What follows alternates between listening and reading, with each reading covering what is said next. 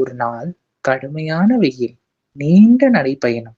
மகாபிரிவா பல மணி நேரமாக நடந்து கொண்டிருந்தார். அவருடன் சில சீடர்களும் இருந்தனர்.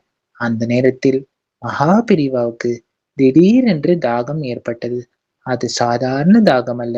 உடனே தண்ணீர் தேவைப்படும் அளவுக்கு ஏற்பட்ட தாகம். அவர் அருகில் இருந்த சீடர்களை அழைத்தார். ஆனால் அவர்கள் யாரும் அருகில் இல்லை. சிலர் வேறு வேலையில் இருந்தனர். சிலர் கூட்டத்தை ஒழுங்குபடுத்திக் கொண்டிருந்தனர். அந்த சில நிமிடங்களில் ஒரு விசித்திரமான சம்பவம் நடந்தது. எங்கிருந்தோ ஒரு சிறுமி வந்தாள். அவள் கையில் ஒரு சொம்பு தண்ணீர். அவள் அமைதியாக வந்து நின்றாள். ஒரு வார்த்தை கூட பேசவில்லை. மகாபெரிவா அவளை பார்த்தார். அவள் தண்ணீரை நீட்டினாள். மகாபெரிவா அதை வாங்கி அருந்தினார். தாகம் தீர்ந்தது. ஆனால் அதன் பிறகு நடந்ததுதான் அனைவரையும் ஆச்சரியப்பட வைத்தது. மகா பெரியவா அந்த சிறுமியை மீண்டும் பார்க்க நினைத்தார். சுற்றிலும் பார்த்தார். அவள் இல்லை. சீடர்களிடம் கேட்டால் யாருக்கும் தெரியவில்லை. அந்த சிறுமி யார்? எங்கிருந்து வந்தாள்? எங்கே போனாள்? யாராலும் சொல்ல முடியவில்லை. சில நாட்கள் கழித்து மகா பெரிவா ஒரு உத்தரவு பிறப்பித்தார். ஒரு குறிப்பிட்ட இடத்தை தோண்டச் சொன்னார். ஏன்? அங்கு என்ன இருந்தது? அந்த சிறுமிக்கும் அந்த இடத்திற்கும் என்ன தொடர்பு? பின்னர் அந்த இடத்தில் உருவான ஆலயம் இன்று ஆயிரக்கணக்கான பக்தர்களின் நம்பிக்கையாக இருக்கிறது. இந்த நிகழ்வின் பின்னால் இருக்கும் ஆன்மீக ரகசியம் என்ன? அதை இன்று விரிவாக பார்ப்போமா? இந்த வீடியோவை முழுவதுமாக பாருங்க.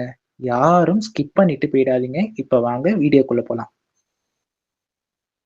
மகான்களின் வாழ்க்கையில் நடக்கும் மர்மங்கள்.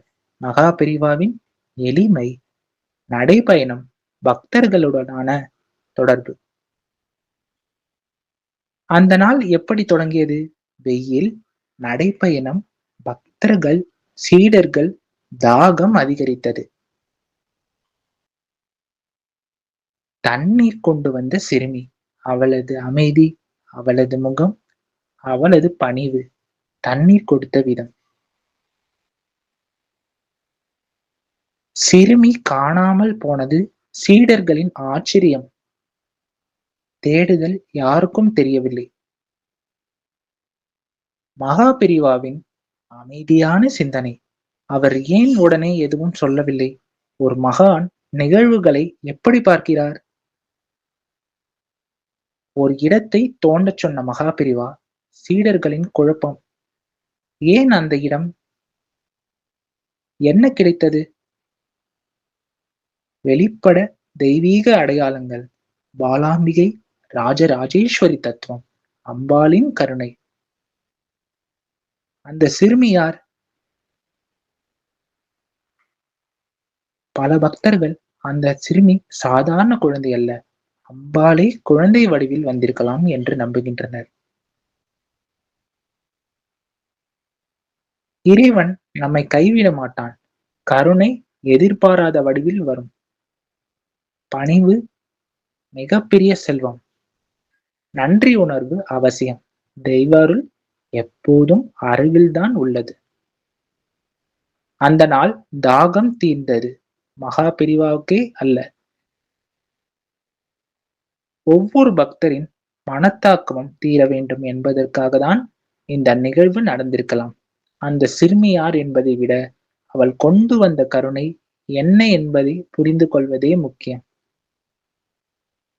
சிறுமி யார் என்றால் நங்கநல்லூரில் இருக்கும் ராஜராஜேஸ்வரி அம்பாள் தான் சிறுமியாக வந்து மகா பெரிவா தாகத்தை தீர்த்தார். இந்த மாதிரி நம்ம சேனல்ல வீடியோஸ் பார்க்கணும்னா நம்ம சேனல் லைக் பண்ணிக்கோங்க, சப்ஸ்கிரைப் பண்ணிக்கோங்க, பெல் ஐக்கானை கிளிக் பண்ணிக்கோங்க. ராம் ராம் பெரிவா சரணம். ராம் ராம் பெரிவா சரணம்.